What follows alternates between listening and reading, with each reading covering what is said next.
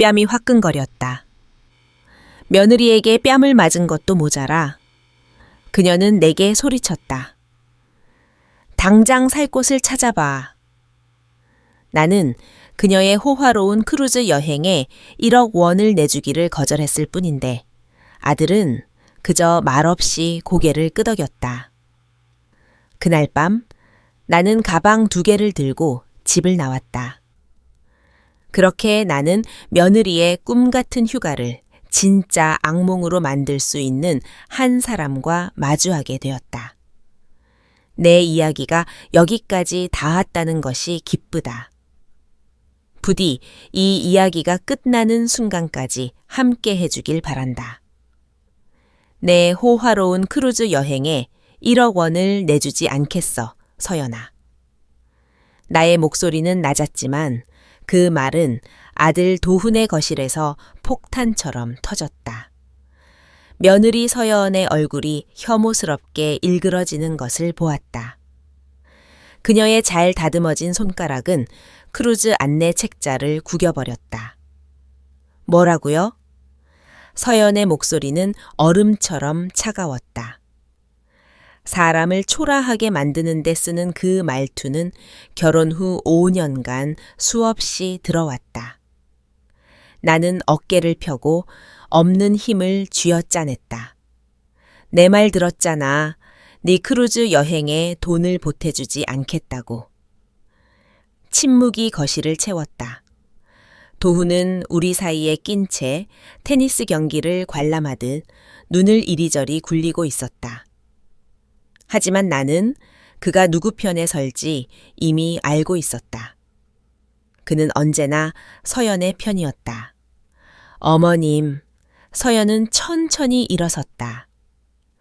170cm의 키가 앉아있는 나를 압도했다. 제 말을 못 알아들으신 것 같네요. 이건 부탁이 아니에요.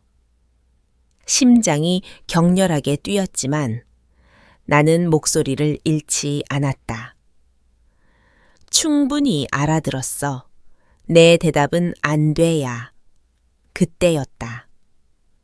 그녀의 손바닥이 내 뺨을 때리는 소리가 총성처럼 거실에 울려 퍼졌다. 뜨거운 통증이 즉시 뺨을 타고 목까지 번져나갔다. 나는 뺨을 만졌고 피부 아래로 퍼지는 열기를 느꼈다. 그럼 살 곳을 다른 곳에서 찾아보세요. 서연은 마침내 평정심을 잃고 소리쳤다. 당신의 이기적인 노파를 먹여 살리는데 지쳤어요. 자기 가족조차 돕지 못하는 주제에. 나는 도훈을 바라보았다. 그가 나를 변호하고 아내에게 선을 넘었다고 말해주기를 바랐다. 그러나 그는 고개를 숙인 채 천천히 고개를 끄덕였다. 엄마, 그는 속삭였다. 이제 엄마만의 공간을 찾을 때가 된 것 같아요. 서연의 말이 맞아요. 저희가 너무 오래 경제적으로 엄마를 부양해왔어요. 그 배신은 뺨을 맞은 것보다 더 아팠다. 도훈은 내 유일한 아들이었다. 아버지가 우리를 떠난 후 나는 홀로 그를 키웠다. 카페에서 밤낮으로 일하며 내가 가지지 못했던 기회를 주기 위해 모든 것을 희생했다. 이것이 그에 대한 보상인가? 나도 여기 2년 동안 월세를 냈잖아. 나는 떨리는 목소리로 겨우 말했다. 생활비, 공과금, 심지어 내엔자 계약금까지도 도와줬어. 서연은 날카롭고 잔인하게 웃었다. 도와줬다고요? 달랑 한 달에 136만 원 낸 걸 말하는 거예요? 도훈 씨는 억대 연봉을 벌어요, 어머님.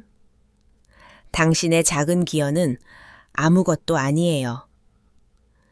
그럼 왜 내 8,500만 원이 필요해? 나는 물었다.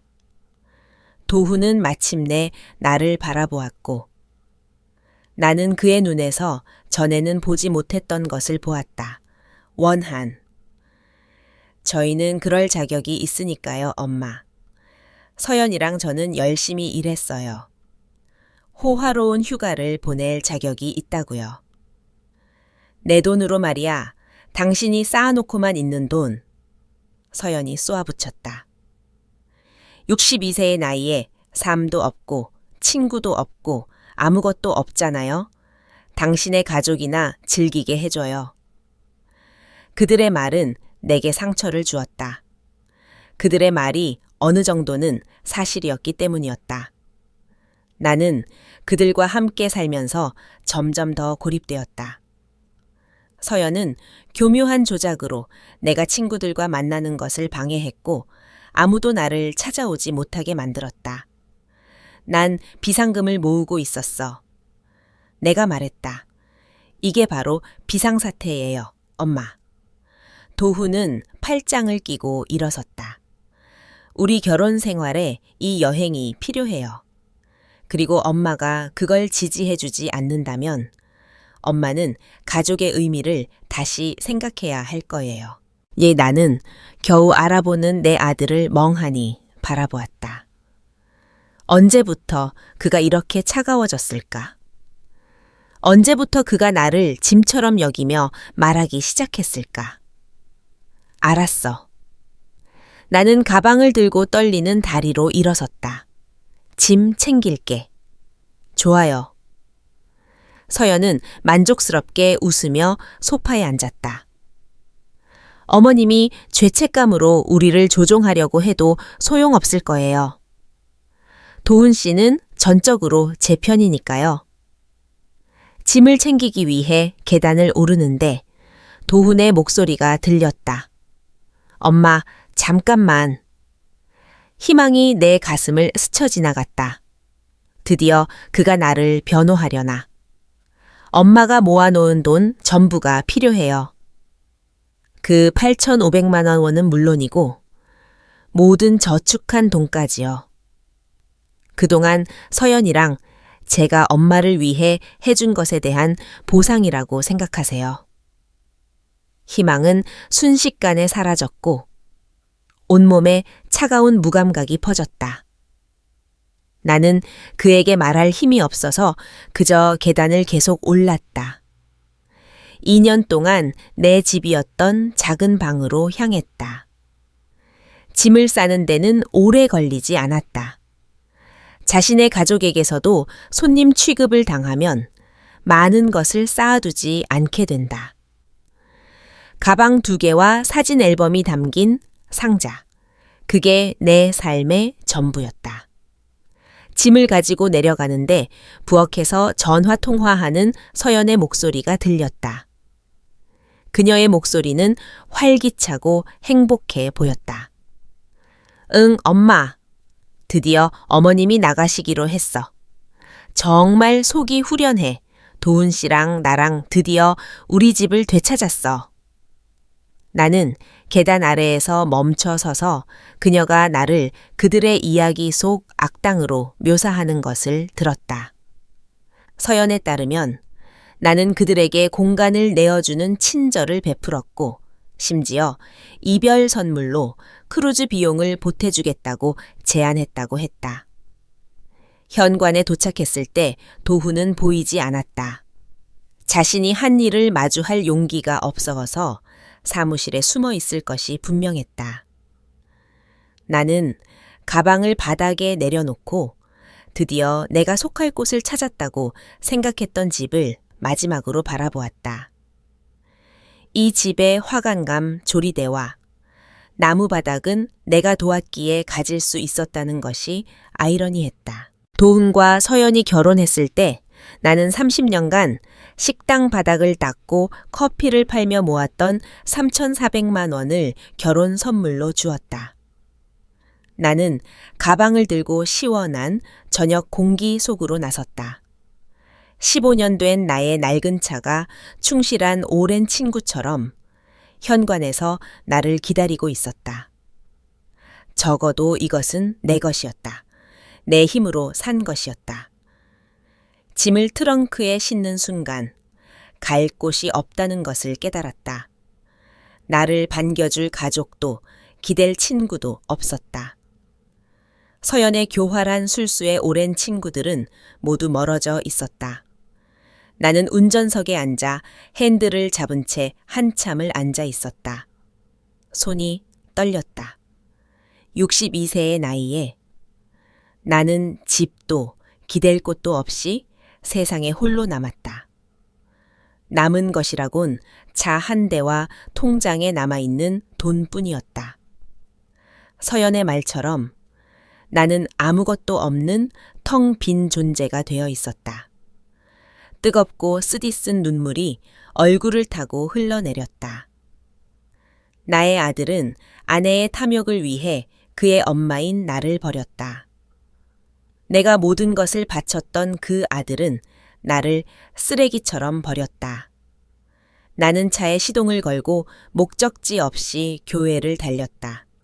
사랑이 가득한 가정집들을 지나쳐갔고 한때 내가 일했던 식당들을 스쳐 지나갔다. 모든 것이 마치 다른 사람의 삶처럼 느껴졌다. 밤이 되자 나는 24시간 식당 주차장에 차를 세웠다. 거울에 비친 내 모습은 서연에게 맞은 뺨은 여전히 붉었고 눈은 울어서 퉁퉁 부어 있었다. 나는 갈 곳 없는 버려진 늙은 여자, 그 모습 그대로였다. 하지만 그 고통과 굴욕의 깊은 곳에서 무언가가 깨어나기 시작했다. 처음에는 이상한 느낌이었다. 분노일 수도 있고 내가 더 나은 대우를 받을 자격이 있다는 것을 깨달은 깨달음일 수도 있었다. 나는 휴대폰을 꺼내 통장 잔액을 확인했다. 1억 4,750만 원. 큰 돈은 아니었지만 서연이 생각했던 것보다는 훨씬 많았다. 등골이 휘도록 일하고 손이 닳도록 일하며 한 푼 두 푼 모았던 돈이었다. 가족의 미래를 위해 쌓았다고 믿었던 돈, 이제서야 진실을 알게 되었다. 나는 그들을 위한 미래를 만들고 있었던 것이 아니라 나 자신을 위한 감옥을 만들고 있었다. 죄책감과 의무감, 그리고 돈줄로만 보는 그들에게 사랑받고 싶은 절박함으로 만들어진 감옥. 나는 앞으로 무엇을 해야 할까? 나는 3일 동안 차에서 생활하며 주차장을 옮겨 다녔다. 밤이 되면 뒷좌석에 웅크리고 앉아 작은 소리에도 놀라며 지냈다. 낮에는 목적지 없이 운전하며 돈을 아끼려 싼 커피와 식사를 했다. 넷째 날 아침, 나는 항구에 도착했다. 왜 이곳으로 왔는지는 알 수 없었다. 갈매기 소리 때문이었을까? 아니면 아침 햇살이 물 위에서 춤추는 모습 때문이었을까? 젊고 세상이 기회로 가득해 보였던 더 좋은 시절이 떠올랐다. 나는 선착장 근처에 차를 세우고 나무판자 위를 걸었다. 짠 바다 공기를 마셨다. 거대한 크루즈들이 정박해 있었고 하얀 선체가 햇빛에 빛나고 있었다. 나는 크루즈를 타본 적이 없었다. 그런 사치를 부릴 형편이 되지 않았지만 모든 문제를 뒤로하고 항해하는 것을 상상하곤 했다. 그때 나는 그를 보았다. 그는 가장 큰 배의 갑판에 서서 깔끔한 선장 제복을 입고 있었다. 그의 은빛 머리카락은 아침 바람에 흔들리고 있었다. 40년이 지났지만 나는 그의 옆모습을 어디서든 알아볼 수 있었다. 굳건한 턱선, 단단한 어깨, 조심스럽게 움직이는 모습까지. 박준혁, 내 첫사랑. 심장이 잠시 멈췄다가 목구멍까지 올라올 것처럼 격렬하게 뛰었다. 박준혁.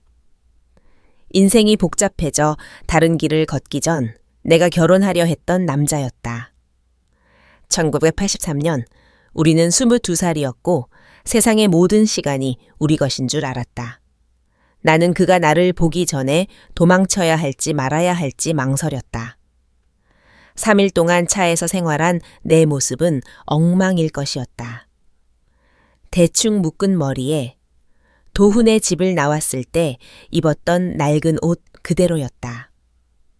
하지만 내가 결정하기도 전에 그가 고개를 들었고 우리 시선은 바다를 가로질러 마주쳤다.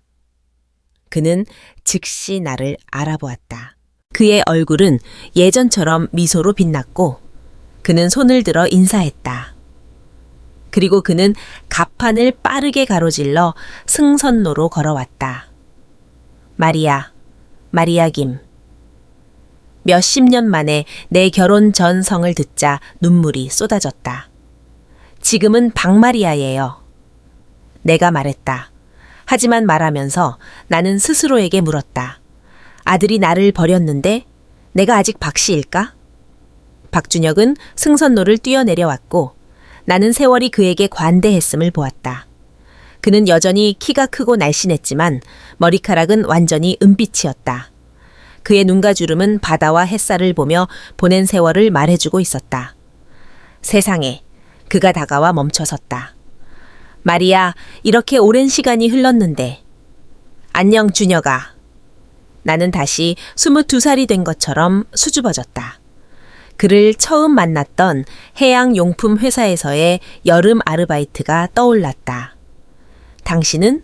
그는 나를 걱정스럽게 바라보았다. 폭풍을 뚫고 온 것처럼 보이네요. 커피 한 잔과 맛있는 음식이 필요해 보여. 나는 떨리는 목소리로 웃었다.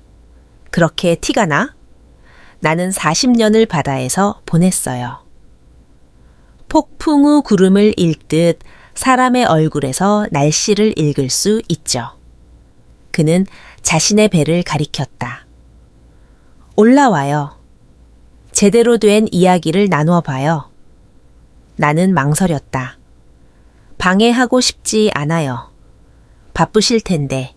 그리고 크루즈에 어울리는 옷차림도 아니고요. 마리아. 그는 부드럽게 말했다. 나는 이 배의 선장이에요. 내가 원하는 사람을 초대할 수 있어요. 지금 나는 이야기를 나눌 사람이 필요한 오랜 친구를 초대하고 싶어요. 그의 목소리에 담긴 따뜻함에 나는 무너질 것만 같았다. 무언가를 바라는 마음 없이 진심으로 내게 다정하게 말해주는 사람은 오랜만이었다. 나는 승선로를 따라 그를 뒤따랐다. 정말 선장이 됐구나? 나는 물었다. 항상 선장이 되겠다고 했지만 상상해 본 적은 없어. 오션스타. 그는 자랑스럽게 말했다. 승객 1,500명, 승무원 600명. 지난 10년간 내 집이었죠. 그는 나를 고급 호텔 복도 같은 통로로 안내했다. 대리석 바닥, 크리스탈 샹들리에 벽에는 예술 작품들이 걸려 있었다. 우리는 우아한 식당과 라운지, 극장, 심지어 작은 쇼핑몰까지 지나쳤다. 믿을 수 없어. 나는 숨을 헐떡였다. 내 방을 보면 놀랄걸요. 그가 미소 지었다. 선장의 특권이죠. 배에서 가장 좋은 전망을 가지고 있으니까. 그의 선실은 정말 웅장했다. 바다가 내려다 보이는 통유리창이 있었고 거실과 식탁 그리고 열린 문으로 보이는 침실이 있었다. 대부분의 아파트보다 훨씬 넓었다. 커피 드릴까요? 그는 완비된 작은 부엌으로 향하며 물었다. 부탁해요.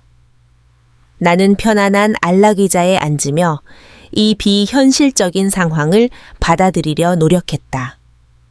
불과 나흘 전 나는 아들의 집에서 갇히고 인정받지 못하는 기분이었다. 이제 나는 선장의 선실에서 나의 첫사랑과 재회했다. 박준혁은 따뜻한 커피 한 잔을 건네고 내 앞에 앉았다. 자, 그는 그의 파란 눈으로 나를 응시하며 말했다. 무슨 일이 있었는지 말해줘요. 폭풍을 겪은 것 같은 얼굴인데. 나는 커피를 한 모금 마셨다. 너무 맛있었다. 나는 어디서부터 시작해야 할지 고민했다. 이야기가 길어요. 시간 많아요. 내일 오후까지는 출항하지 않으니까. 나는 모든 것을 털어놓았다.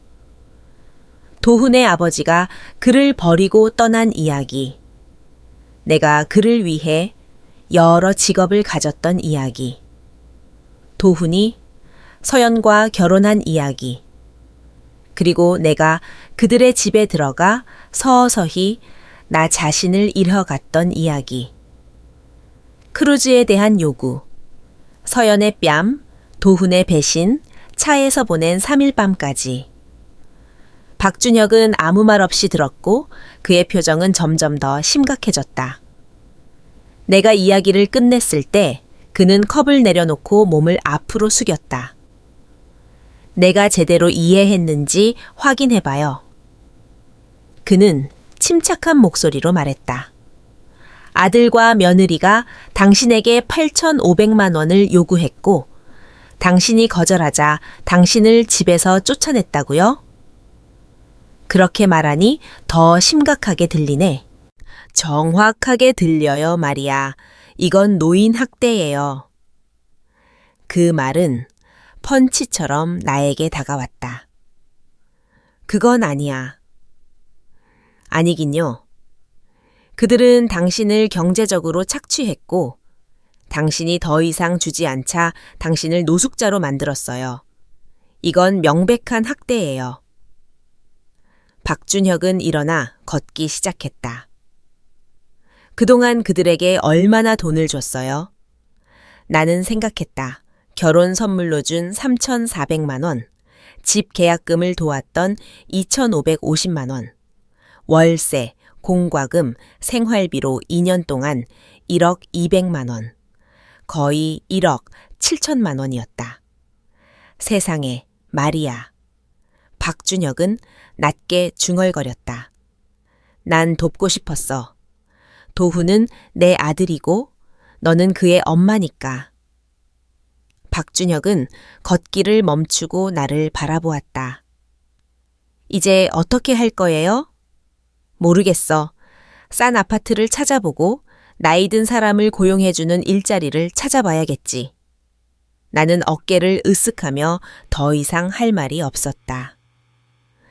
박준혁은 잠시 침묵하며 항구를 바라보았다. 그리고 그는 내가 알 수 없는 표정으로 나를 돌아보았다. 만약 다른 선택지가 있다고 말하면요?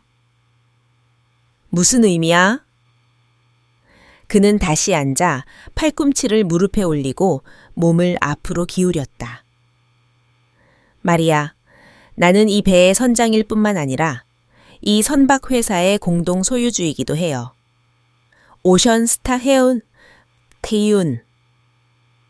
들어봤어요? 나는 고개를 저었다. 크루즈 회사에 대해서는 아는 것이 없었다. 20년 전 작은 회사로 시작했어요. 지금은 어척의 배와 전 세계 노선을 운항하고 있죠. 그리고 우리는 항상 경영진에 합류할 경험 있는 사람을 찾고 있어요.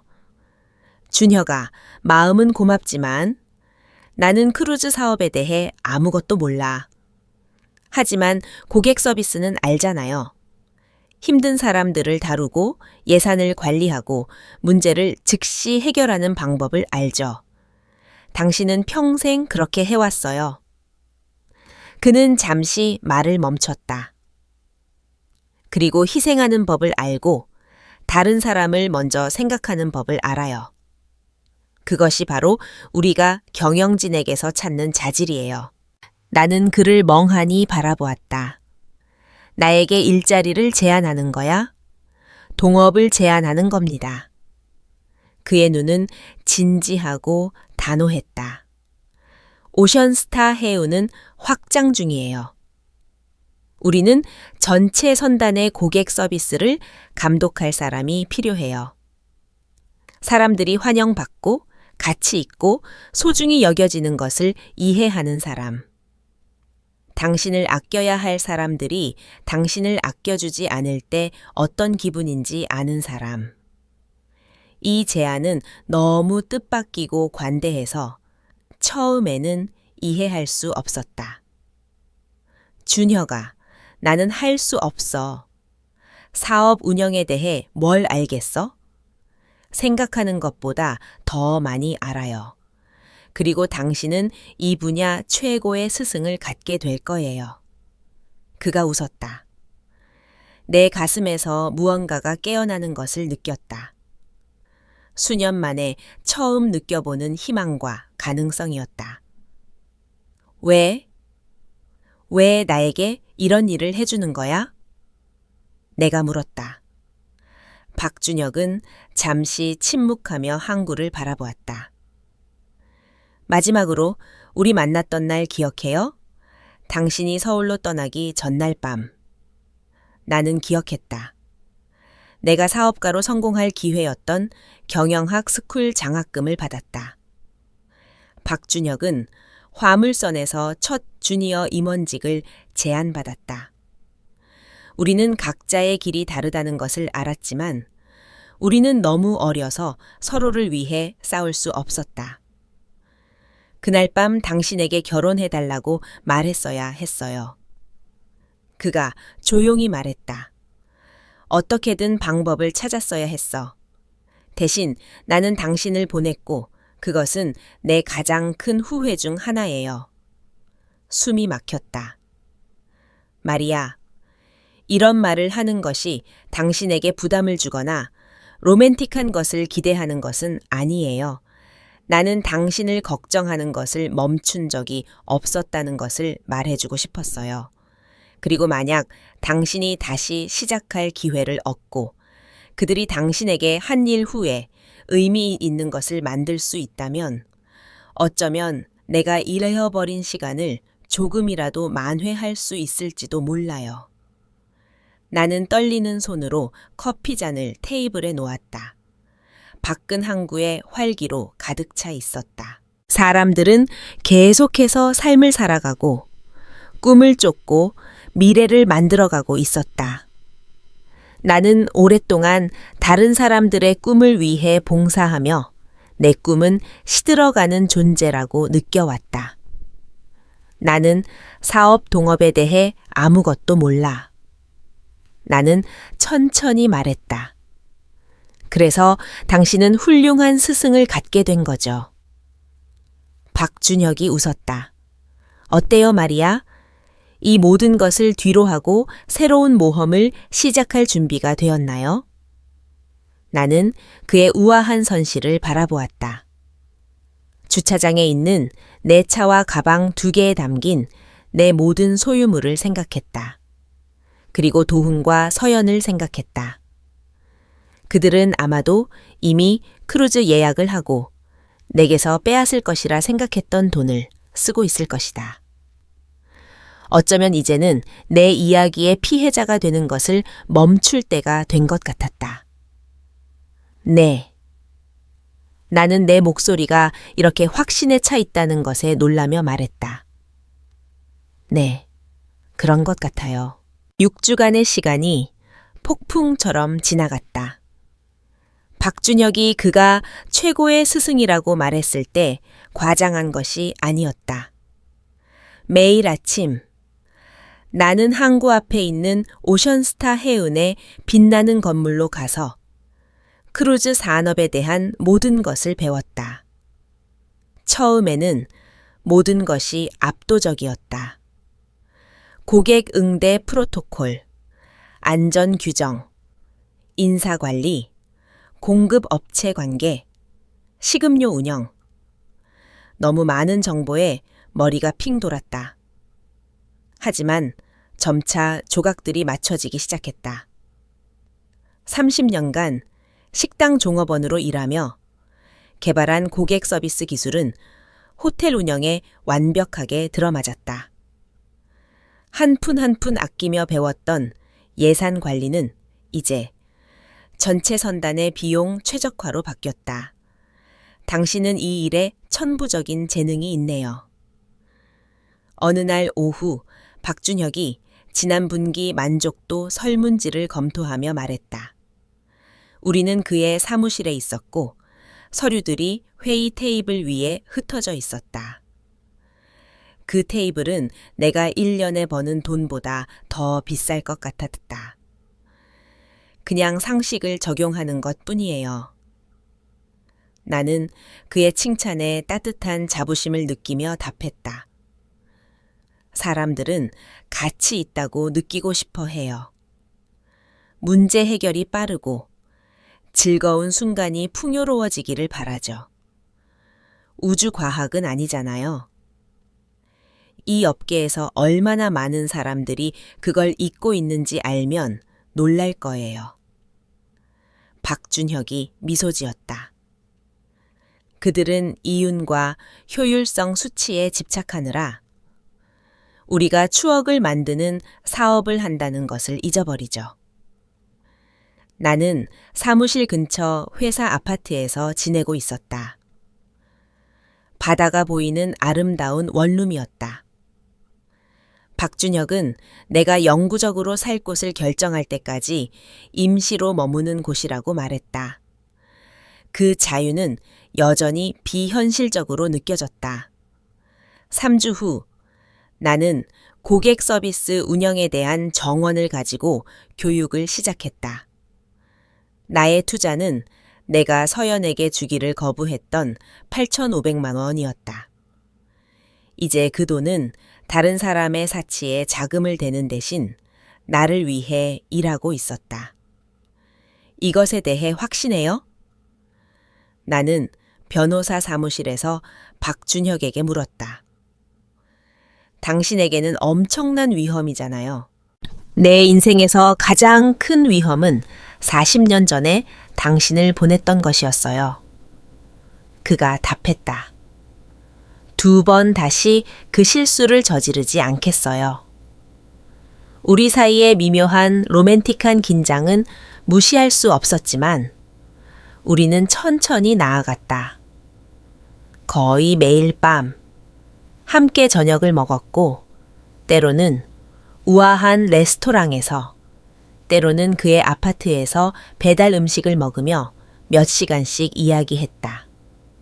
우리는 과거와 사업에 대해 이야기했지만 우리 사이에 자라나는 감정에 대해서는 이야기하지 않았다.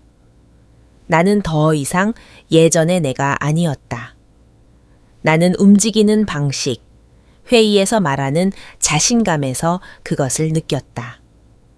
수십 년 만에 처음으로 나는 내 존재에 대해 미안해하지 않았고 받은 작은 관심에 감사하지 않았다. 나는 가치 있는 것을 기여하고 있었고 사람들은 그 때문에 나를 존경했다. 변화는 내면뿐만이 아니었다. 박준혁은 나의 새로운 역할을 위해 옷장을 바꾸라고 제안했고 나는 오피스룩을 사면서 큰 깨달음을 얻었다. 수년간 가장 싸고 튼튼한 옷만 사 입었기에 나에게 정말 잘 어울리는 옷을 선택하는 것이 어떤 느낌인지 잊고 있었다. 이제 나는 날씬한 재킷, 우아한 드레스, 그리고 나를 실용적인 것이 아니라 강하게 느끼게 해주는 신발을 가졌다. 거울을 보며 나는 버려진 엄마가 아니라 버려진 삶을 사는 엄마가 아니라 사업가로서의 나를 보았다. 도훈의 집을 나온 이후로 내 휴대폰은 소름 끼칠 정도로 조용했다. 전화도 문자도 나의 안부를 묻는 시도도 없었다. 그 침묵은 그들이 나에 대해 진정으로 어떻게 생각하는지 말해주고 있었다.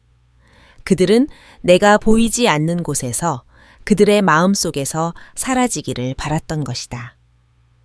하지만 나는 그것이 영원히 지속되지 않을 것을 알고 있었다. 전화는 화요일 오후에 왔다. 내가 선단의 교대 근무를 확인하고 있을 때였다. 화면에 도훈이라고 떴고 나는 받기 전에 잠시 그를 바라보았다. 여보세요, 도훈아? 엄마, 어디에 있어요? 그의 목소리는 긴장되어 있었다. 몇 주째 엄마를 찾고 있어요. 네가 말한 곳에 있어. 나는 침착하게 답했다. 나만의 삶을 살고 있지. 그날 밤 일에 대해 서연이랑 저 모두 죄송하게 생각하고 있어요. 다시 집으로 와서 어른스럽게 이야기하면 안 될까요? 나는 웃을 뻔했다. 집으로 돌아가라고? 도훈아, 너는 내가 너와 함께 살 집이 없다는 것을 분명히 했잖아. 엄마, 너무 과장하지 마세요. 그렇게 말한 게 아니었어요. 우리는 단지 돈 때문에 스트레스를 받고 있었고, 그리고 너의 스트레스는 내 책임이라고 결정했잖아. 나는 단호하게 말했다. 무슨 일이니, 도훈아? 잠시 침묵이 흘렀다. 그게 현금 흐름에 문제가 좀 생겼어요. 서연이가 한 투자가 생각했던 대로 되지 않아서. 무슨 투자? 다시 침묵. 서연이가 친구 회사에 투자하려고 우리 저축한 돈을 좀 썼어요. 분명 성공할 거라고 했는데 지난달에 망했어요. 나는 눈을 감았다. 얼마나? 거의 전부요. 그가 조용히 인정했다. 한 6억 8천만 원 정도. 그래서 지금 집 대출금을 낼 수가 없고 크루즈 회사에서도 계약금을 내라고 해요. 그래서 전화한 거였구나. 나를 그리워하거나 후회해서가 아니라. 돈이 또 필요해서. 알았어. 나는 말했다. 그래서 내가 너희에게 6억 8천만 원을 더 줄 거라고 생각했어? 엄마, 제발요. 저희는 가족이잖아요. 저희가 잘못했어요. 하지만 저희는 지금 절박해요. 은행이 압류한다고 하고 크루즈 여행 못 가면 서연이가 저를 떠날 거래요. 돈도 못 버는 실패자랑은 결혼 생활 못한대요. 예전의 마리아라면 죄책감을 느꼈을 것이다. 그들의 문제를 해결해주기 위해 달려갔을 것이고 다시 한번 나를 희생하여 그들을 구해줬을 것이다. 하지만 나는 더 이상 그 마리아가 아니었다. 도훈아, 잘 들어. 나는 너에게 돈을 주지 않을 거야. 집 대출금도, 크루즈 여행 비용도, 아무것도. 너와 서연이 상의 없이 위험한 투자에 너희의 저축을 썼잖아. 너희는 잘못된 결정을 내렸고 이제 그 결과를 내가 감당하길 바라는 거야. 하지만 엄마는 돈이 있잖아요. 알고 있어요. 내가 내 돈을 어떻게 쓰든 이제 네가 상관할 일이 아니야. 나는 단호하게 말했다. 네가 나를 집에서 쫓아냈을 때 그건 이미 분명해졌어. 우리가 쫓아낸 게 아니었어요. 그냥 집에 좀 더 기여해달라고 부탁한 거였잖아요. 너는 나에게 8,500만 원을 요구했고 내가 거절하자 나를 폭행했어. 역사를 다시 쓰지 마, 도훈아. 우리 사이에 긴 침묵이 흘렀다.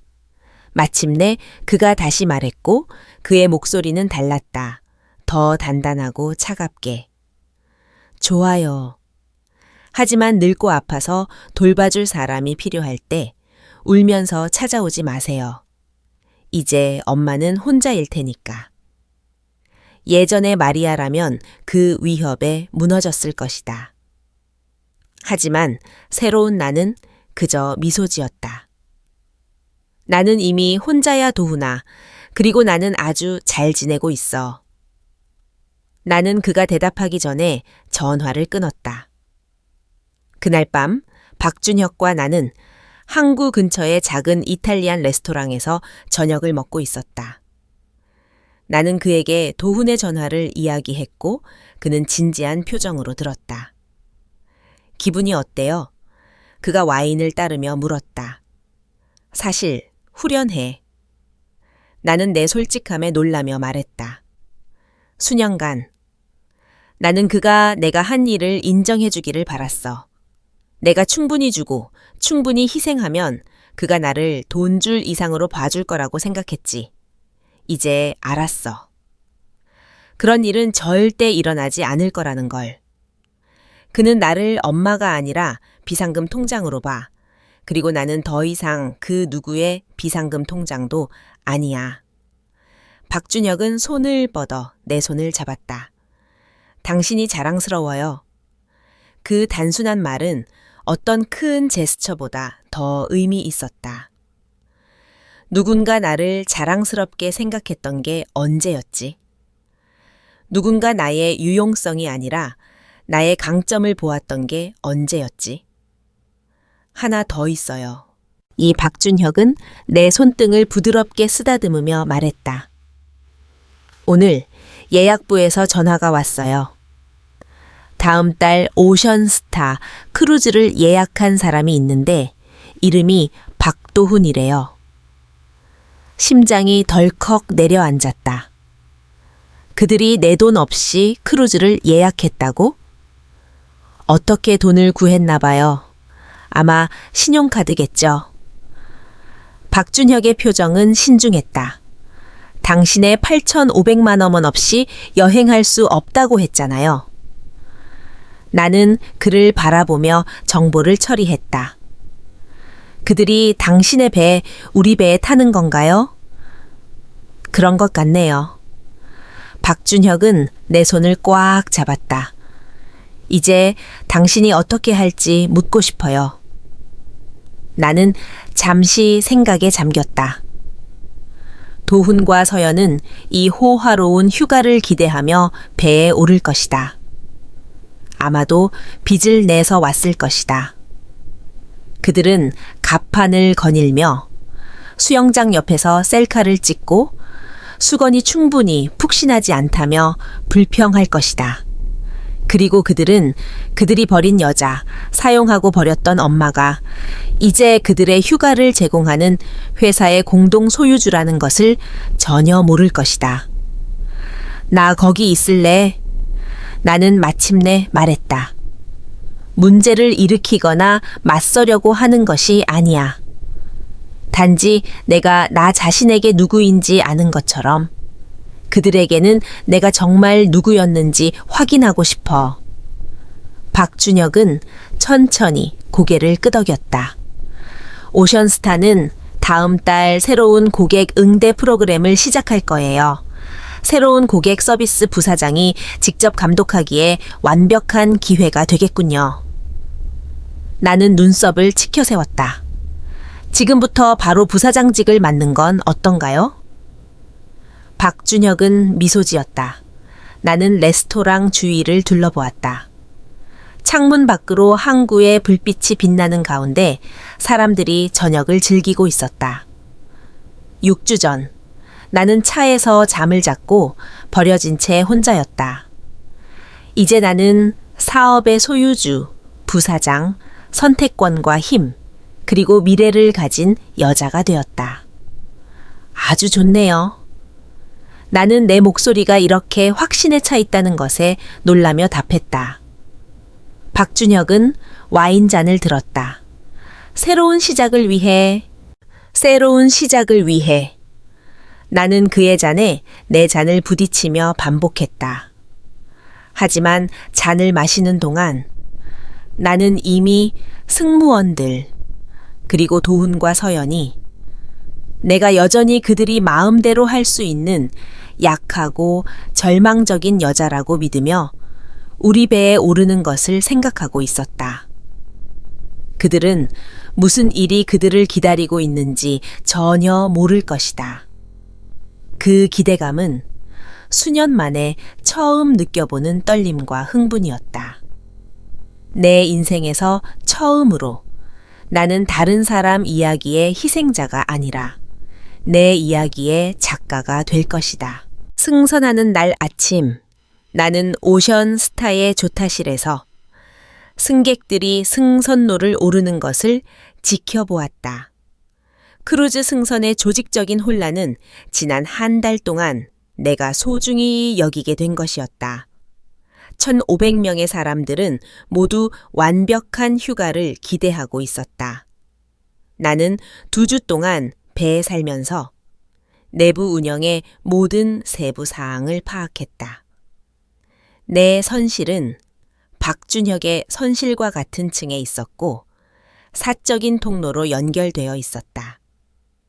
우리는 한 번도 그것을 언급하지 않았지만 둘 다 그 연결을 소중히 여겼다. 40년 전에 끊어졌던 대화를 다시 시작한 것처럼 우리 관계는 바다에서의 몇 주 동안 자연스럽게 깊어졌다. 저기요. 박준혁이 비승선로를 오르는 한 쌍의 커플을 가리켰다. 당신의 아들과 며느리. 나는 도훈과 서연을 보고 배가 꼬이는 것 같았. 멀리서도 서연의 명품 여행 가방, 공들여 손질한 헤어스타일, 그리고 짐꾼들에게 가방을 다루라고 지시하는 거만한 모습을 알아볼 수 있었다. 도훈은 뒤처져 걸었다. 37세의 나이보다 늙어 보였고 어깨는 축 처져 있었다. 불가능한 사람을 기쁘게 하려고 항상 노력하는 사람의 자세였다. 내가 상상했던 모습 그대로네. 박준혁은 중얼거렸다. 나는 그에게 휴대폰에 있는 몇 장의 가족 사진을 보여줬고 그는 군사 전략가처럼 그들을 연구했었다. 우리는 이 날을 신중하게 계획했다. 기억해요. 그가 나를 보며 말했다. 당신은 이제 고객 서비스 부사장 마리아 박이에요.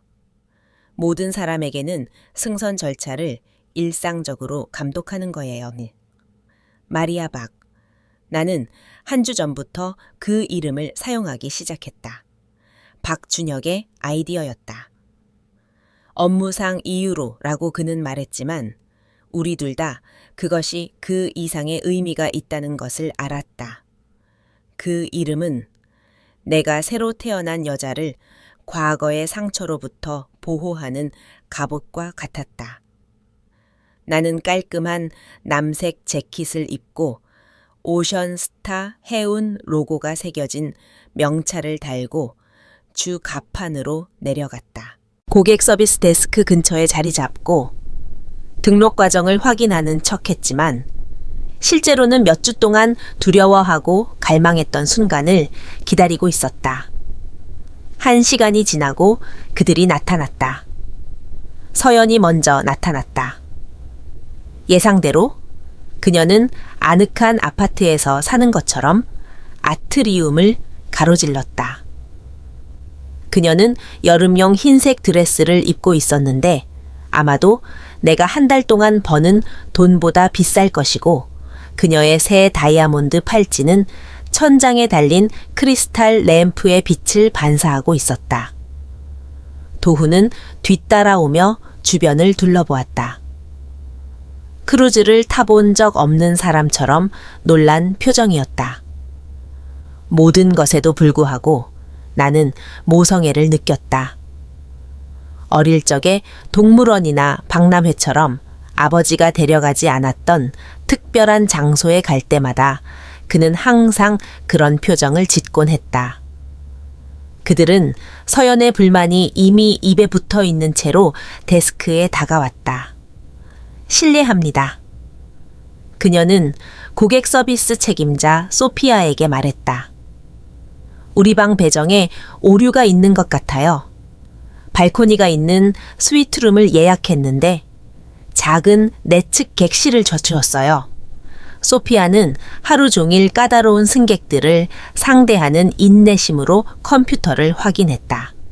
확인해보니 4127호실이 맞고 내측 객실입니다. 예약 확인서와도 일치합니다. 말도 안 돼. 서연이 쏘아붙였다. 나는 분명 발코니 스위트룸을 예약했어요. 불편을 드려 죄송합니다, 사모님. 사용 가능한 업그레이드가 있는지 확인해 볼게요. 소피아는 키보드를 빠르게 두드렸다. 발코니가 있는 객실 몇 개가 있습니다만 1박에 136만 원의 추가 요금이 부과됩니다. 7박 크루즈의 경우 회 52만 원입니다. 우리는 그 돈을 낼 수 없어. 도훈이 긴장한 목소리로 끼어들었다. 서연은 그를 노려보며 돌아섰다. 나를 망신 주지 마, 도훈아. 업그레이드 할 거야. 서연아, 우리는 이 여행 비용 때문에 이미 신용카드를 최대한 썼어. 그런 방법을 찾아내. 그녀는 도끼 어린 목소리로 속삭였다. 오직 도훈만이 듣고 있다고 생각한 것 같았다. 창문 없는 옷장에서 기념일을 보낼 생각은 없으니까. 그때가 내 기회였다. 나는 전문적인 미소를 지으며 앞으로 나섰다. 실례합니다. 제가 도와드릴 문제가 있나요? 소피아는 나를 보고 안심한 것 같았다. 박마리아 사장님, 이 손님들께서 객실 업그레이드를 원하십니다. 서연은 나를 돌아보았고 한순간 나는 그녀가 나를 알아볼 것이라고 생각했다. 하지만 그녀의 눈은 나를 스쳐 지나갔다. 그녀에게 나는 그저 또 다른 서비스 직원일 뿐이었다. 드디어 도움이 될 만한 분이 오셨네요. 그녀는 과장된 안도감을 표하며 말했다. 이 직원은 우리가 업그레이드 비용을 낼 수 없다고 생각하는 것 같아요. 나는 그녀를 뚫어져라 바라보았다. 그녀는 나를 때리고 집에서 쫓아내고 내 평생의 저축을 훔치려 했던 바로 그 여자였다. 그녀는 내가 문제를 해결해 주기를 기대하며 나를 쳐다보고 있었다. 항상 그래왔던 것처럼. 저는 고객 서비스 부사장 마리아 박입니다. 나는 손을 내밀며 말했다. 성함이 어떻게 되시나요? 이서연입니다. 그녀는 내 손을 잡았고 그녀의 손은 악수하는 것이 자신의 수준보다 낮다고 생각하는 사람처럼 힘이 없었다. 제 남편 박도훈입니다. 저희는 기념일 여행 중이고 발코니가 있는 객실이 필요해요. 알겠습니다. 나는 부드럽게 대답했다. 무엇을 도와드릴 수 있는지 확인해 볼게요. 나는 데스크 뒤로 가서 컴퓨터를 확인하는 척했다. 도훈은 서연 뒤에 서 있었고 우리의 눈이 마주쳤을 때 나는 그가 나를 알아본 것 같은 섬광을 보았다. 하지만 그것은 너무 빨리 사라져서 확신할 수 없었다. 불편을 드려 죄송합니다. 나는 잠시 후 말했다. 원래 예약은 최근에 이루어져서 대부분의 프리미엄 객실은 이미 예약되었습니다. 최근에요? 서연의 목소리가 높아졌다. 우리는 몇 달 전에 예약했어요. 나는 화면을 바라보며 고개를 기울였다. 기록에 따르면 이 예약은 6주 전에 이루어졌고 결제가 승인되기 전에 2번이나 거절되었습니다. 도훈의 얼굴은 빨개졌다. 그거 우리 은행에 처리 오류가 있었나 봐요? 물론이죠. 나는 친절하게 답했다. 이런 일은 자주 일어납니다. 나는 이 대화에서 권력의 역학관계를 느낄 수 있었다. 그리고 그것은 짜릿했다. 그들과의 관계에서 처음으로 내가 모든 카드를 쥐고 있었다. 그들은 내게 무언가를 필요로 했고 내가 그것을 줄지 말지 결정할 수 있었다. 한 가지 옵션이 있습니다. 나는 마침내 말했다. 마지막 순간에 취소된 발코니 스위트룸이 하나 있어요. 오션스타 해운의 기념일 선물로 업그레이드 요금은 면제될 겁니다. 서연의 눈이 빛났다. 정말요? 정말 멋져요. 한 가지 조건이 있습니다. 나는 말을 이었다. 그 스위트룸에는 독점적인 컨시어지 서비스가 포함되어 있습니다. 즉, 모든 것이 우리의 최고 기준을 충족하는지 확인하기 위해 크루즈 내내 저와 직접 소통하셔야 합니다. 완벽하네요. 서연은 흥분해서 말했다. 우리는 좋은 서비스를 좋아하죠. 아주 좋습니다. 나는 미소 지었다. 소피아는 그들에게 새 열쇠를 건네주었다. 스위트룸은 12층에 있고 기념일 축하에 아주 적합할 겁니다. 소피아가 변경을 처리하는 동안 서연은 나에게 몸을 기울였다. 우리끼리 이야기지만 그녀는 공모하는 듯한 목소리로 속삭였다. 고객 서비스를 이해하지 못하는 하급 직원들 대신 유능한 경영진을 상대하게 되어 정말 다행이에요. 저는 완벽하게 이해합니다. 나는 답했다. 좋은 서비스는 사람들이 진정으로 마땅히 받아야 할 것을 아는 것이죠. 20분 후 나는 그들이 엘리베이터로 걸어가는 것을 보았다. 서연은 그녀가 원했던 것을 얻었다는 만족감에 거의 날아갈 듯했다. 도훈은 한 번 뒤를 돌아보았다. 다시 한번 그 섬광을 포착했지만 그는 아무 말도 하지 않고 수년 동안 그래왔던 것처럼 아내를 따라갔다. 나는 조타실로 돌아왔다. 박준혁은 공모하는 듯한 미소로 나를 기다리고 있었다. 잘 됐나요? 그가 물었다. 그들은 내가 누군지 전혀 몰라. 나는 안도감과 만족감, 그리고 나의 아들이 자신의 엄마를 알아보지 못했다는 깊은 슬픔이 뒤섞인 복잡한 감정으로 말했다. 괜찮아요? 나는 생각했다. 괜찮은 것 같아. 그들을 이렇게 보는 것은 이상하지만 그들은 내가 항상 알았던 그대로의 사람들이야. 하지만 내가 그들에게 아무것도 의존하지 않을 때 모든 것이 달라지는 것 같아. 박준혁은 고개를 끄덕였다. 권력이 관점을 바꾸죠. 그들은 선라이즈 스위트에 있어요. 내가 말했다. 카메라가 있는 스위트룸에. 우리는 의도적으로 그 스위트룸을 선택했다. 우리의 고객 서비스, 교육 프로그램의 일환으로 일부 객실에는 청소 기준과 고객 만족도를 감독하기 위한 은밀한 카메라가 설치되어 있었다. 모든 것은 크루즈 계약의 작은 글씨에 명시되어 있었고 대부분의 승객들은 그것을 읽을 생각도 하지 않았다. 그리고 그들은 특별한 컨시어지 서비스를 받을 거예요. 나는 덧붙였다. 그들의 컨시어지는 당신이고 당신의 컨시어지는 나죠. 나는 항구를 바라보았다. 마지막 승객들이 승선하고 있었다. 그들은 그들이 마땅히 받아야 할 서비스 수준을 정확하게 받게 될 거예요. 배에 뱃고동이 울리며 출항을 알렸다.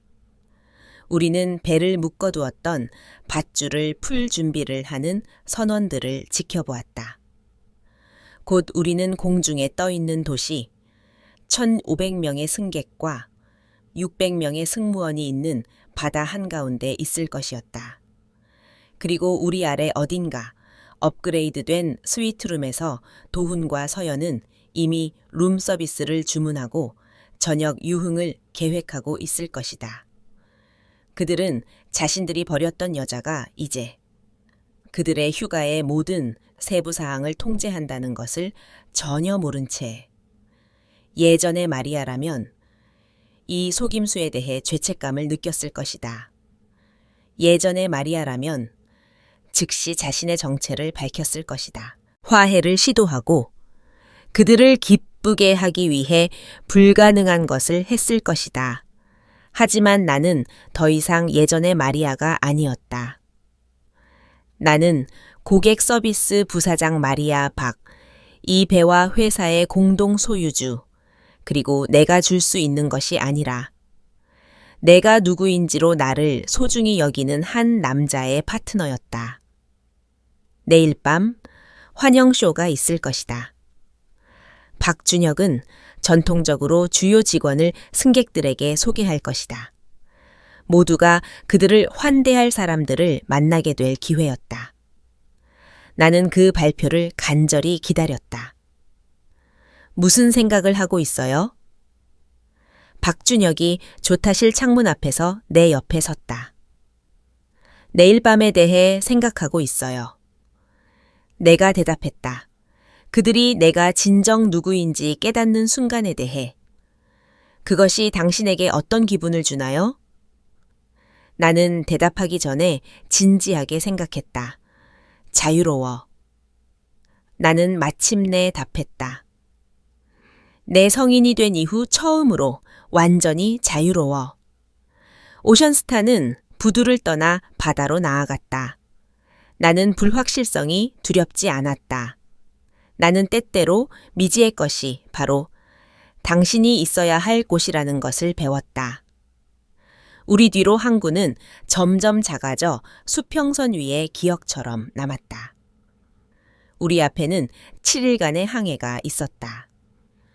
7일 동안 도훈과 서연은 그들의 행동에 그들이 결코 상상하지 못했던 결과가 뒤따른다는 것을 서서히 알게 될 것이다. 나는 복수를 계획하지 않았다. 나는 단지 그들이 내가 수년간 살았던 현실을 살게 할 생각이었다. 존경은 요구하는 것이 아니라 얻는 세상. 당신의 가치는 당신의 캐릭터로 측정되는 세상, 흥미로운 크루즈가 될 것이다. 처음 3일은 잘 짜인 안무처럼 지나갔다. 나는 그들의 독점 컨시어지로서 전문적인 거리를 유지하며 도훈과 서연의 모든 발걸음을 따라다녔다. 그들은 내가 예상했던 대로 나를 대했다. 그들의 요구를 충족시키기 위해 고용된 직원으로 마리아. 서연은 나를 부르기 위해 손가락을 튕겼다. 우리 욕실 수건이 충분히 푹신하지 않네요. 해결해줘요. 네, 사모님. 나는 정중하게 답했다. 즉시 청소 직원을 보내겠습니다. 도훈은 내 존재를 거의 인정하지 않았다. 놀랄 일은 아니었지만 여전히 아팠다. 그는 내가 홀로 키웠던 아들이고 3가지 직업을 가지며 그를 위해 일했던 아이였는데 그는 나를 보이지 않는 존재처럼 바라보았다. 은밀한 모니터링 시스템을 통해 박준혁과 나는 그들의 사적인 순간들을 지켜보았다. 그들의 싸움은 끊임없고 격렬했다. 서연은 도훈을 모든 것에 대해 모욕했다.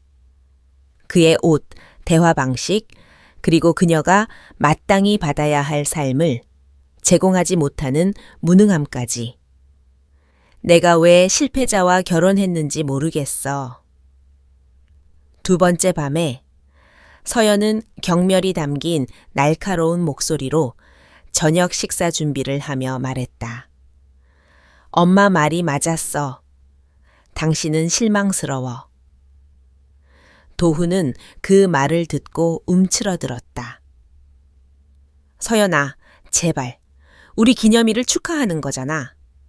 뭘 축하해? 5년간의 평범함?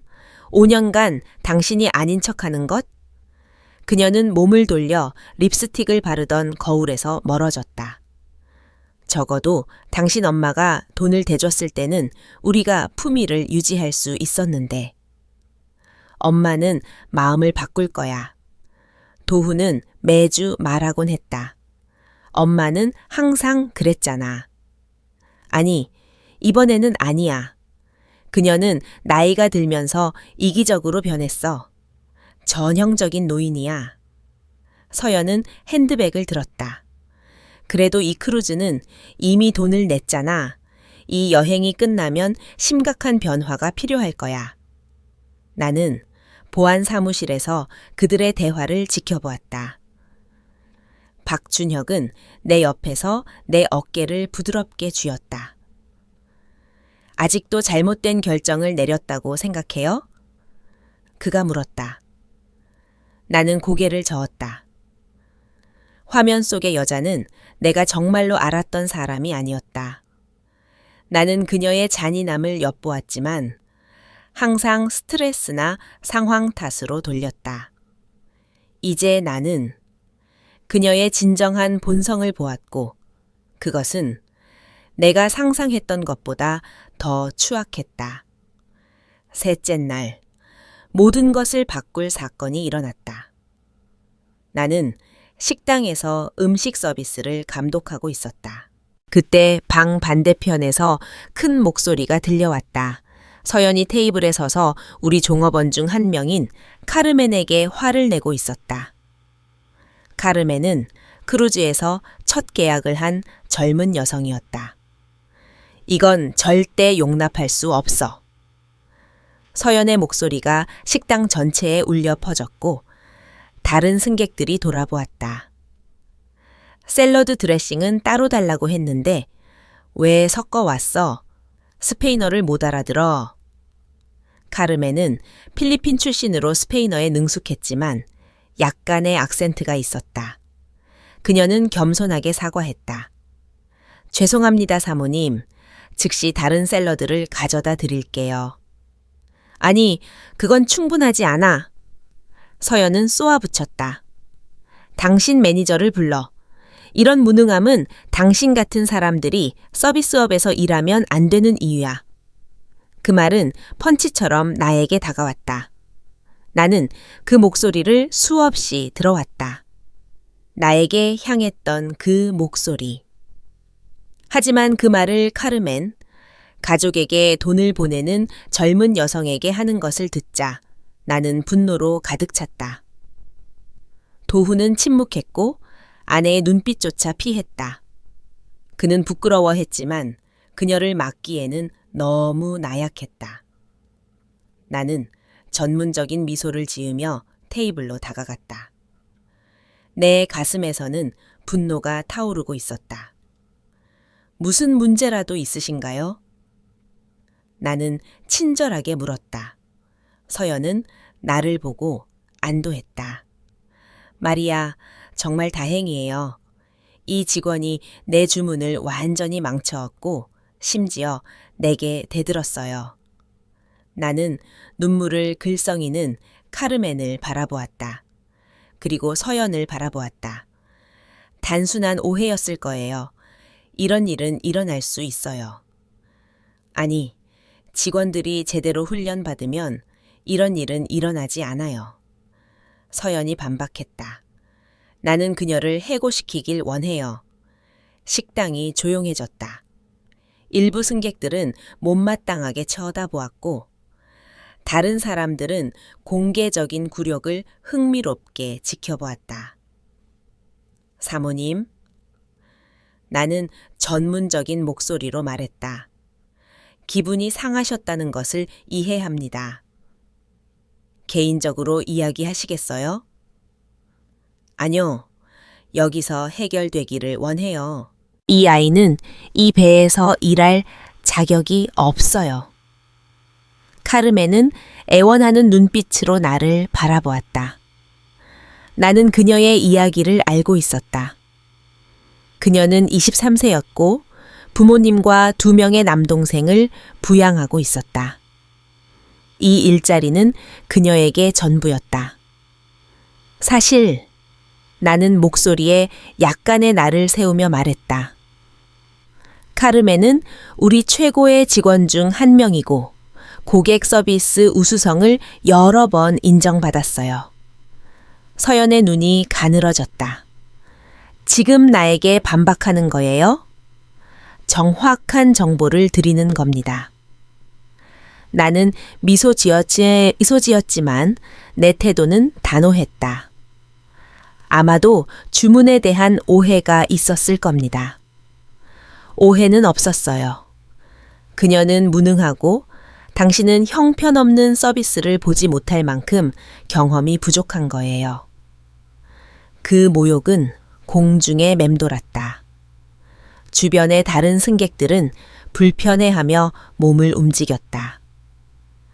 이것은 내가 3일 동안 기다려온 순간이었다.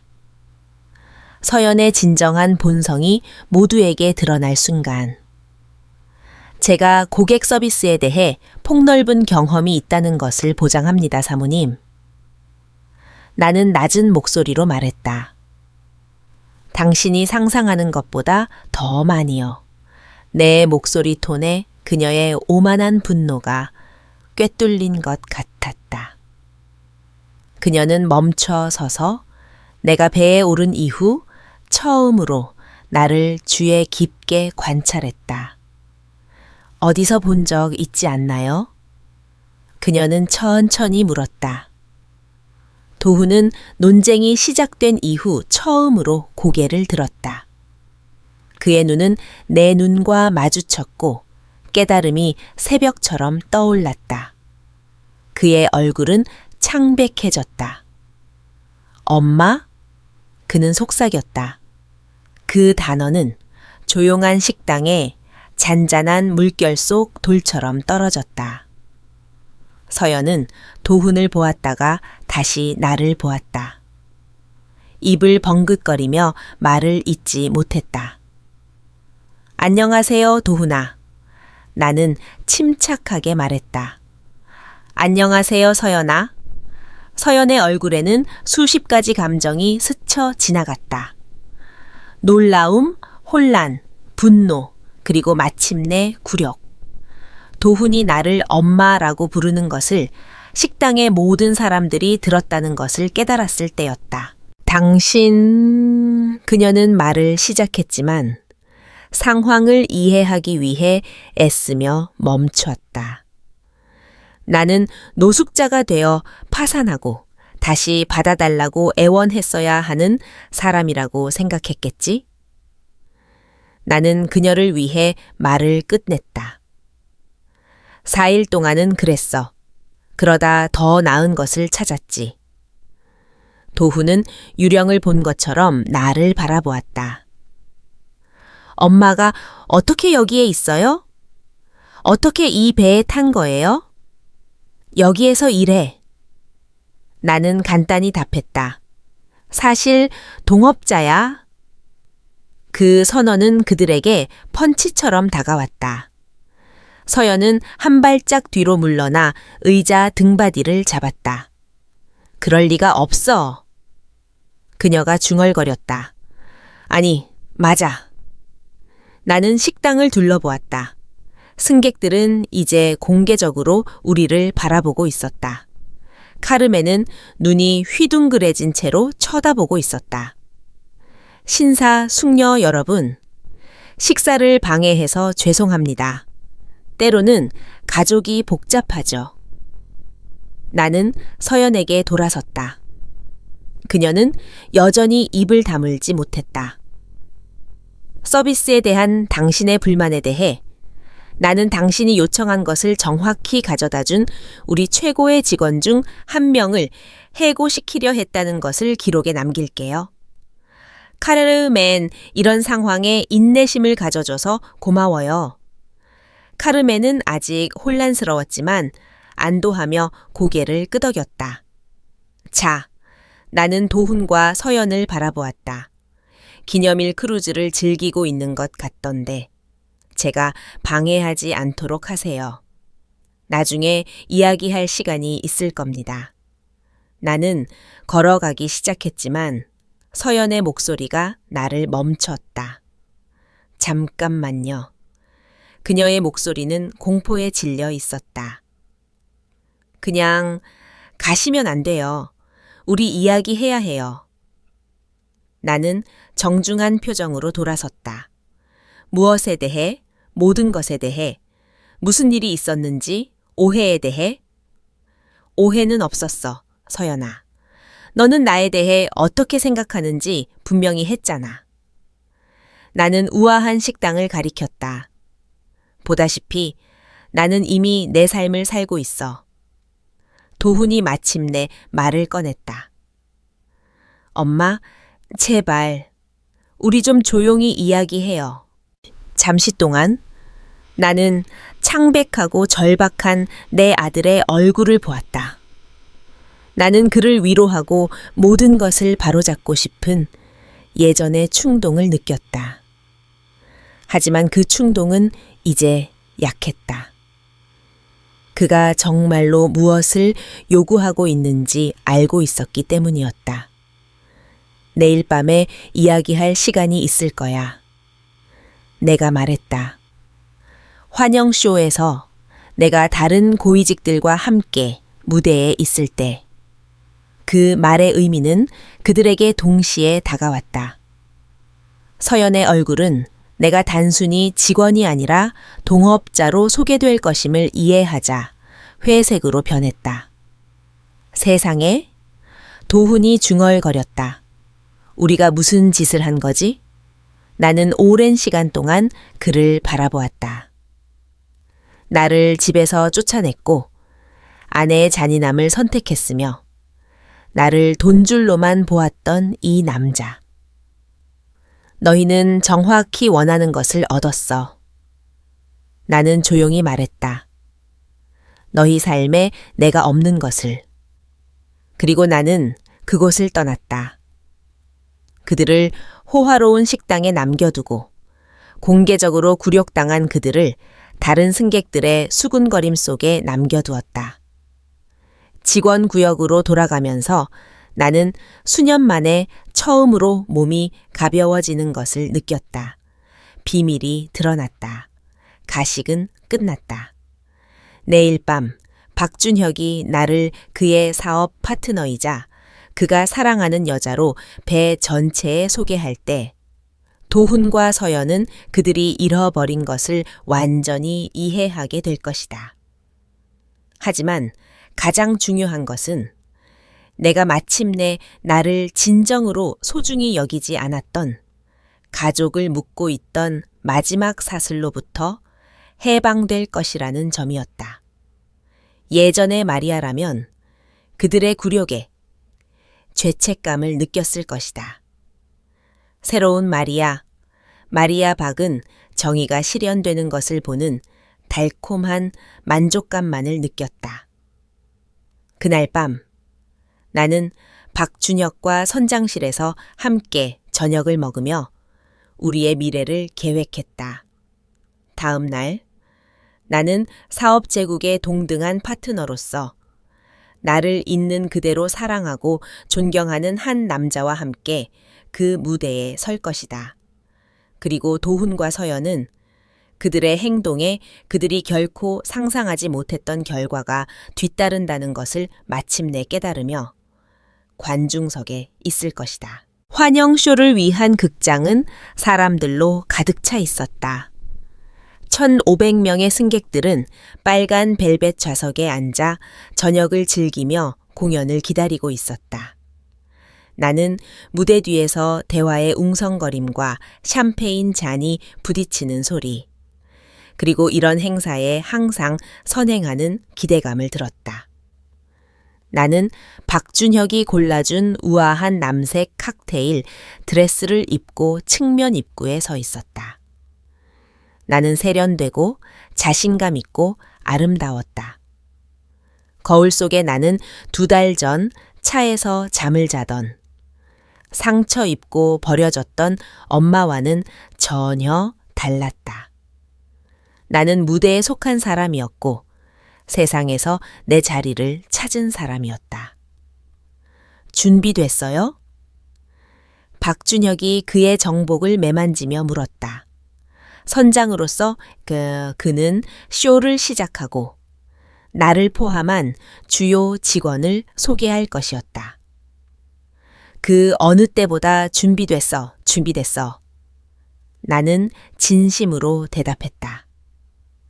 커튼의 작은 틈을 통해 나는 도훈과 서연이 세 번째 줄에 앉아 있는 것을 볼 수 있었다. 그들은 아마도 이 여행을 위해 가장 좋은 옷을 입었을 것이다. 도훈은 초조하게 휴대폰을 확인하고 있었고 서연은 옆에서 긴장한 얼굴로 뻣뻣하게 앉아 있었다. 어제 식당에서의 사건 이후 그들은 3번이나 나에게 연락을 시도했다. 내 선실로 전화를 걸고 안내 데스크에 메시지를 남기고 심지어 수영장 근처에서 나를 막으려 했다. 나는 그들의 시도를 모두 피했고 내 일을 하며 그들의 손이 닿지 않는 곳에 머물렀다. 그들이 궁금해하도록 내버려 두었다. 내가 수년간 살았던 그 불확실성을 느끼게 했다. 조명이 어두워지고 박준혁은 우레와 같은 박수갈채를 받으며 무대로 나섰다. 그는 선장 제복을 입고 위풍당당했다.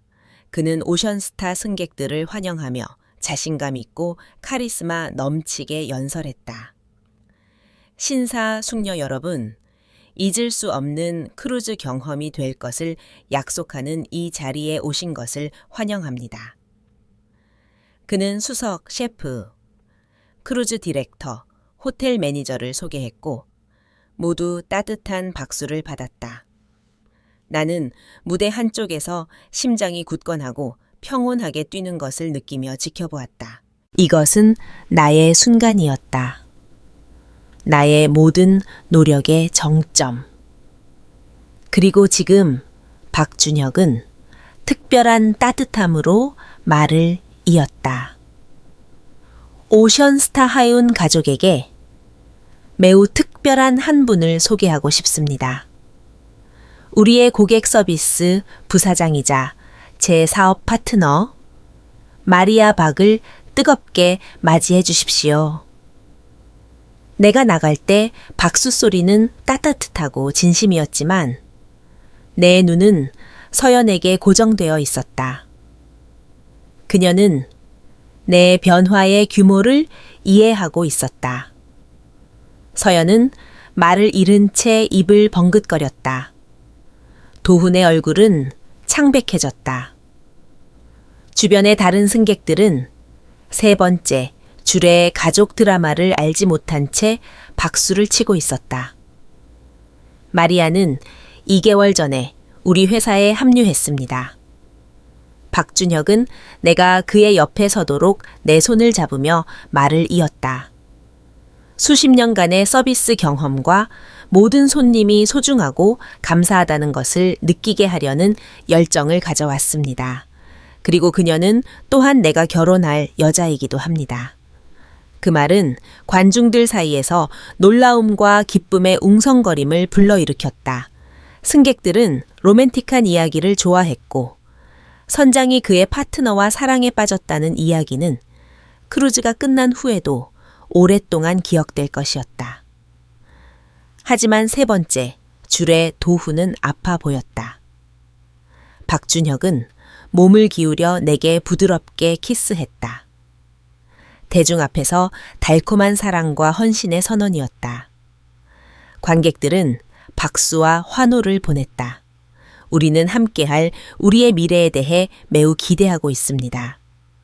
나는 마이크에 대고 단호하고 명확한 목소리로 말했다. 개인적으로나 직업적으로나. 오션스타 해운은 저의 집이 되었고 저는 모든 승객이 제가 여기서 찾은 소속감과 소중함을 느끼게 해주기로 결심했습니다. 나를 집 없는 사람으로 만들었던 아들을 직접 바라보며 이 말을 하는 것의 아이러니는 나에게서 벗어나지 않았다.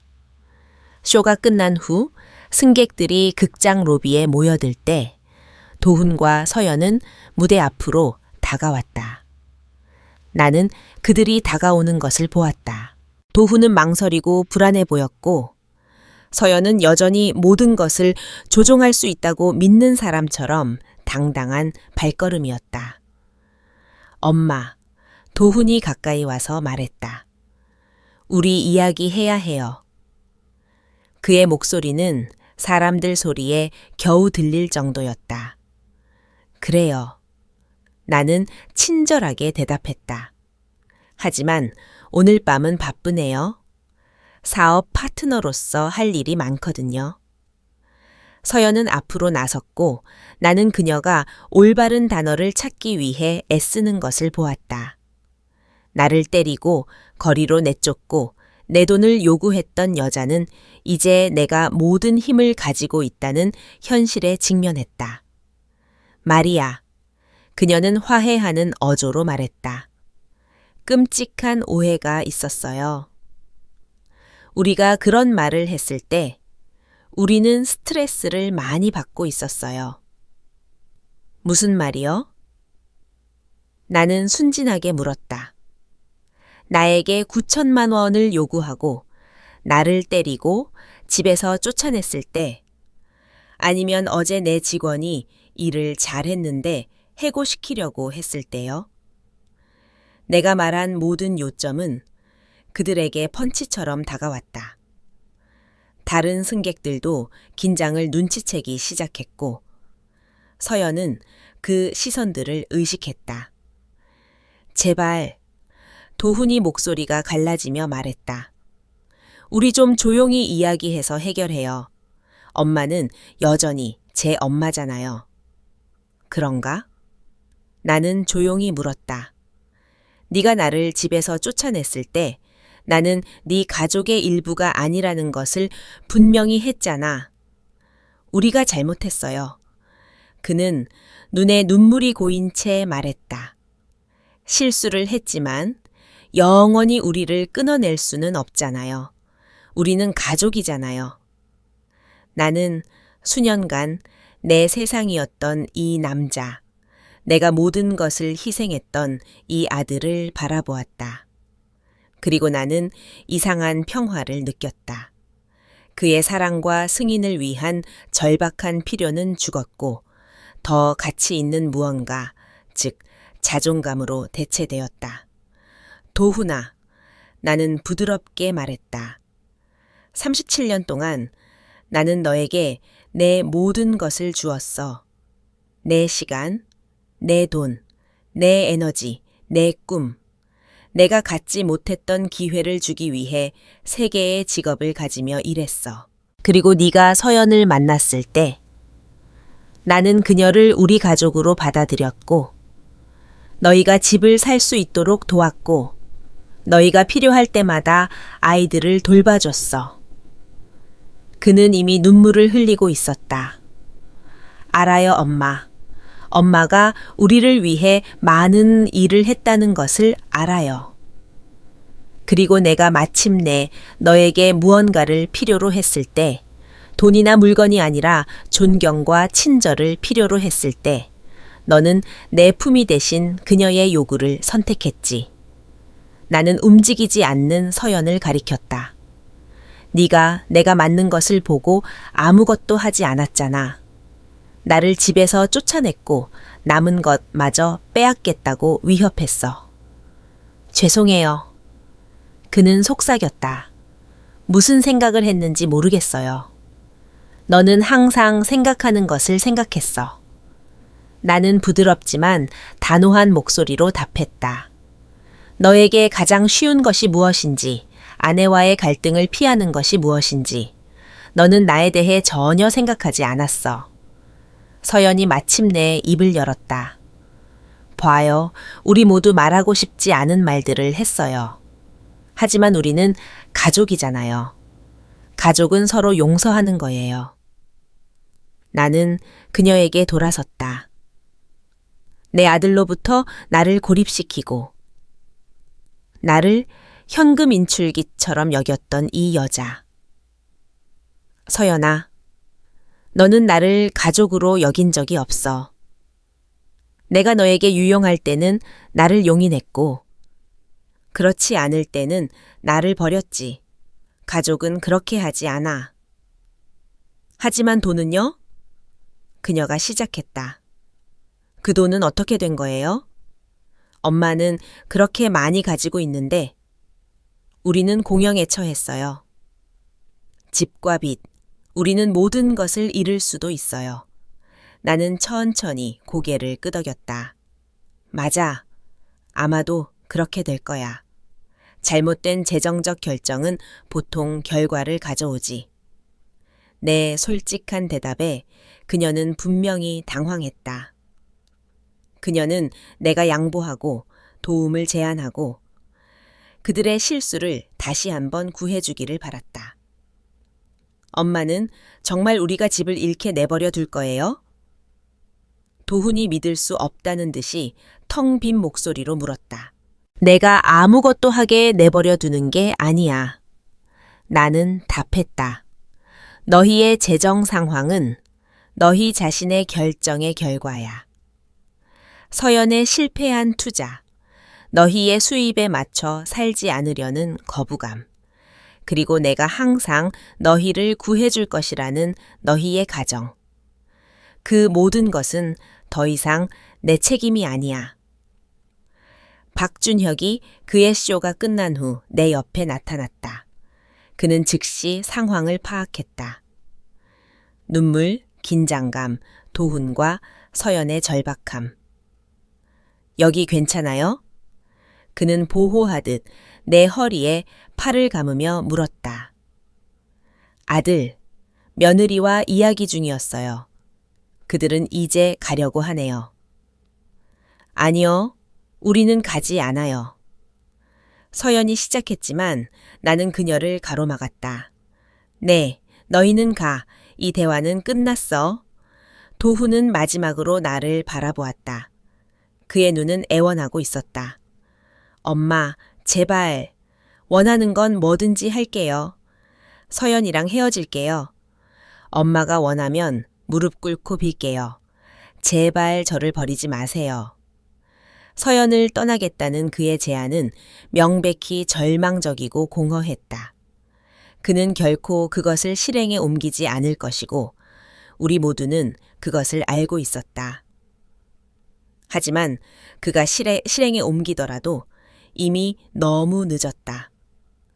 상처는 이미 입었다. 관계는 돌이킬 수 없이 깨졌다. 도훈아, 나는 그에 대해 이상한 연민을 느끼며 말했다. 내가 너를 버리는 게 아니야. 네가 나를 2달 전에 집에서 쫓아냈을 때 네가 나를 버렸어. 나는 단지 네가 만든 현실을 받아들이고 있는 것뿐이야. 하지만 엄마는 이제 부자가 되었잖아요. 필요한 모든 것을 가지고 있잖아요. 그래, 나는 가지고 있어. 내가 열정을 가진 사업, 나를 사랑하고 존경하는 남자, 그리고 가능성으로 가득 찬 미래. 나는 내가 필요한 모든 것을 가지고 있어. 그리고 더 중요한 것은 내가 줄 수 있는 것이 아니라 내가 누구인지로 나를 소중히 여기는 사람들이 내 삶에 있다는 거야. 나는 극장 로비를 둘러보았다. 밤을 즐기는 승객들, 나의 동료이자 친구가 된 직원들, 그리고 그의 사랑이 나의 가치를 되찾도록 도와준 박준혁. 이들이 이제 나의 가족이야. 나는 간단히 말했다. 내 말은 돈에게 물리적인 타격처럼 다가왔다. 그는 비틀거리며 뒤로 물러섰고 마침내 나의 거부의 무게를 느꼈다. 엄마, 진심으로 그렇게 말하는 게 아니죠. 그는 속삭였다. 진심이야. 나는 너의 안전망이 되는 것을 끝냈어, 도훈아. 너의 행복을 위해 내 행복을 희생하는 것을 끝냈어. 혈연이 기본적인 인간적 품위보다 더 중요하다는 가식을 멈췄어. 서연은 마지막 절박한 시도를 했다. 그럼 손주는요? 언젠가 할머니가 되고 싶지 않아요? 그 질문은 나를 가장 아프게 하는 곳을 찌르려는 의도였다. 미래에 내가 놓칠 모든 것을 상기시키려는 의도였다. 하지만 나는 고통 대신 안도감을 느꼈다. 네가 가질 아이는 네가 키울 거야. 나는 말했다. 너의 가치와 우선순위로 키울 테니 내 영향이 없는 게 더 나을 거야. 나는 그 말을 하고 박준혁과 함께 돌아서서 출구로 걸어갔다. 우리 뒤에서 서연의 목소리는 공포에 질려 높아졌고 도훈의 애원은 더욱 절박해졌다. 하지만 나는 뒤돌아보지 않았다. 우리는 갑판으로 나갔다. 따뜻하고 달콤한 저녁 공기가 우리를 감쌌다. 배는 우리의 다음 목적지를 향해 어두운 물을 가르며 나아갔고 형광빛 물결을 남겼다. 기분이 어때요? 박준혁이 나를 안으며 물었다. 나는 진지하게 생각했다. 자유로워? 나는 마침내 답했다. 내 성인이 된 이후 처음으로 완전히 자유로워. 후회는 없나요? 나는 도훈과 서연을 생각했다.